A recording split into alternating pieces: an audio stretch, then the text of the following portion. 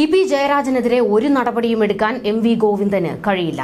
ഇ.പി.യെ തൊടാൻ പിണറായി വിജയൻ അനുവദിക്കില്ല. Party secretary സ്ഥാനത്തിന് ഒരു പവറുമില്ല. പിണറായിക്കും മകൾക്കും വേണ്ടി മെഴുകൽ മാത്രമാണ് എം.വി. ഗോവിന്ദനുള്ള ജോലി. തനിക്കിട്ട് 8ന്റെ പണി വെച്ച ഇ.പി.യെ പൂട്ടാമെന്നൊക്കെ മനക്കോട്ട കെട്ടിയ പാർട്ടി സെക്രട്ടറിക്ക് ഇതിലും വലിയ പണി ഇനി കിട്ടാനില്ല. LDF കൺവീനർ സ്ഥാനത്ത് നിന്ന് ജയരാജനെ തൂക്കാമെന്നുള്ള മോഹവും തേഞ്ഞു. ഒടുവിൽ ഇ.പി.യെ തള്ളാതെ ചേർത്ത് പിടിച്ച് CPM. ജയരാജനെതിരെ ചെറുവിരൽ അനക്കാനാകില്ല. കാരണം പിണറായിക്ക് BJPയുമായുള്ള അവിശുദ്ധ ബന്ധത്തിന്റെയും കഥകളറിയാവുന്ന നേതാവാണ് ഇ.പി. ഇത് മാത്രമല്ല, പിണറായി വിജയന്റെ സകലമാന തൊട്ടിത്തരങ്ങളും കൃത്യമായി അറിയാം. കൂടുതൽ ചൊറിഞ്ഞാൽ ഇ.പി. പലതും വിളിച്ചു പറയും. ഇടഞ്ഞു നിൽക്കുന്ന ഇ.പി.യെ എങ്ങനെയും മെരുക്കിയെടുക്കുക മാത്രമാണ് പോംവഴി. ഇതോടെ ജയരാജനെ പുറത്താക്കാമെന്ന ചിലരുടെ പ്രതീക്ഷകൾ മങ്ങി. CPM സംസ്ഥാന സെക്രട്ടേറിയറ്റ് യോഗത്തിൽ ഇ.പി.യെ കൈവിടാത്ത നിലപാടാണ് പാർട്ടി സ്വീകരിച്ചത്. അതേസമയം പാർട്ടിയിൽ നിന്നും ചില നിർദ്ദേശങ്ങളും മുന്നോട്ട് വെച്ചിട്ടുണ്ട്. ശോഭാ സുരേന്ദ്രനെതിരെ കേസ് കൊടുക്കാനും ദല്ലാൽ നന്ദകുമാറുമായുള്ള ബന്ധം അവസാനിപ്പിക്കണമെന്നുമാണ് പാർട്ടി മുതിർന്ന നേതാവിന് മുന്നിൽ വെച്ച നിർദ്ദേശം. ഇ.പി. ജയരാജൻ തെരഞ്ഞെടുപ്പ് ദിവസം നടത്തിയ പരസ്യ പ്രസ്താവനയുമായി ബന്ധപ്പെട്ട കാര്യം സംസ്ഥാന സെക്രട്ടേറിയറ്റിൽ പരിശോധിച്ചുവെന്നും ഇ.പി. ജാവദേക്കർ കൂടിക്കാഴ്ച തെരഞ്ഞെടുപ്പിൽ പാർട്ടിക്ക് ദോഷം ചെയ്യില്ല എന്നും CPM സംസ്ഥാന സെക്രട്ടറി എം.വി. ഗോവിന്ദൻ പറഞ്ഞത്.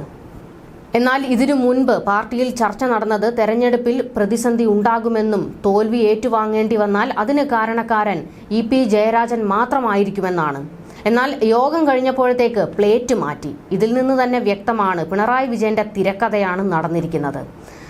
വെറുതെ അത് നിന്ന് അഭിനയിച്ചു കൊടുക്കേണ്ടി വന്നു എം.വി. ഗോവിന്ദന്.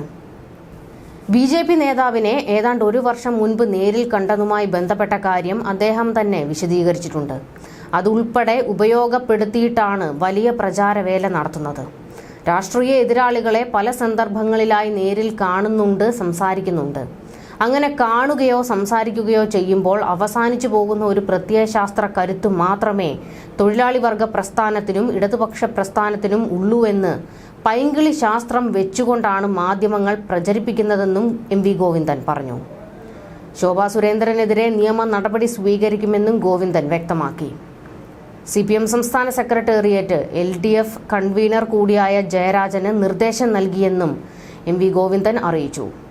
അതേസമയം മുഖ്യമന്ത്രി പിണറായി വിജയനും BJPയും തമ്മിലുള്ള ചർച്ചയിൽ ജയരാജൻ ഇടനിലക്കാരനായി പ്രവർത്തിച്ചുവെന്ന പ്രതിപക്ഷ വാദത്തിന് ഇടെയാണ് ഇ.പി.യെ സംരക്ഷിക്കുന്ന നിലപാട് പാർട്ടി സ്വീകരിച്ചിരിക്കുന്നത് എന്നതും ശ്രദ്ധേയമാണ്.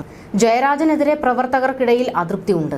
വോട്ടെടുപ്പ് ദിവസം തുടങ്ങുമ്പോൾ BJP നേതാവുമായി നടത്തിയ കൂടിക്കാഴ്ചയെക്കുറിച്ച് പരസ്യമായി രംഗത്തുവരാൻ അദ്ദേഹം തിരഞ്ഞെടുത്ത വഴി നേതൃത്വത്തിന് അംഗീകരിക്കാൻ കഴിഞ്ഞിട്ടില്ല എന്നാണ് പൊതുവിലെ സാഹചര്യങ്ങളിൽ നിന്ന് വ്യക്തമാകുന്നത്.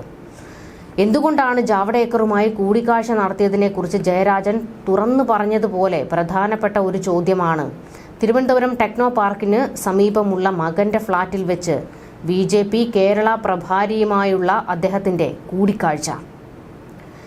CPMലെ അസ്വാരസ്യം മനസ്സിലാക്കിയ പ്രതിപക്ഷം ജയരാജനിലൂടെ BJPയിലേക്ക് എത്തുന്നത് മുഖ്യമന്ത്രി പിണറായി വിജയനാണെന്ന് ആരോപിച്ച് വളരെ നേരത്തെ തന്നെ മുഖ്യമന്ത്രിയെ ലക്ഷ്യമിട്ട് രംഗത്ത് വന്നിരുന്നു.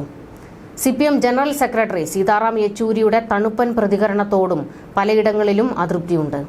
കേരളത്തിലെ നേതാക്കൾ വിഷയം ഇതിനകം വ്യക്തമാക്കിയിട്ടുണ്ടെന്ന യെച്ചൂരിയുടെ അവ്യക്ത പ്രസ്താവന അത്തരം പ്രതിസന്ധികളോടുള്ള അദ്ദേഹത്തിന്റെ പതിവ് പ്രതികരണമായി കണക്കാക്കപ്പെടുന്നു.